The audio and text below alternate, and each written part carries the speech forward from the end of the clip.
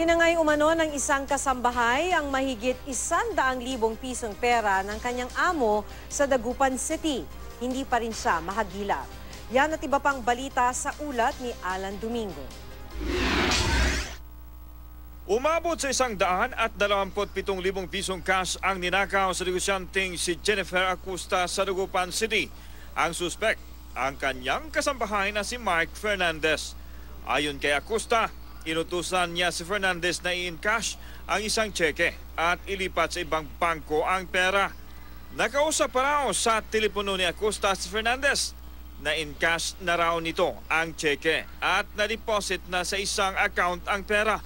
Pero bandang alas 6 ng gabi, di na raw mag-contact ni Acosta si Fernandez. Wala rin daw pumasok na pera sa kanya account. Nasa 5 buwan pa lang daw na mamasukan bilang kasambahay si Fernandez. Nakikiusap si Acosta kay Fernandez na ibalik na lang ang pera.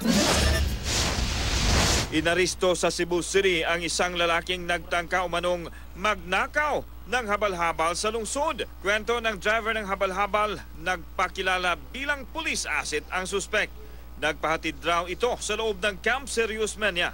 Nagbanyo lang daw ang biktima at doon na raw tinangay ng suspect ang motorsiklo. Nakahingi ng tulong ang driver at nahuli ang suspect sa labas ng kampo. Nakuha pa sa suspect ang isang pakete ng hinihinalang shabu. Ayon sa suspect, nagpahatid siya sa loob ng kampo para maaresto raw agad ng mga pulis ang driver na may dala umanong shabu. Itinanggi ito ng driver. Ayon sa mga pulis, hindi nila asset ang suspect. Inaristo sa Davao City ang isang babaeng nakuhanan ng hinihinalang shabu sa isang bypass operation. Ayon sa pulisya, matagal ng tulak ng droga ang suspect. Karaniwan umano nitong binibentahan yung mga nagpupunta sa mga bar.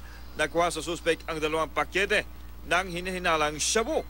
Git niya, inutusan lang siyang magtulak ng iligal na droga. Sinampahan na siya ng reklamo. Alan Domingo, Nagbabalita, Pilipinas.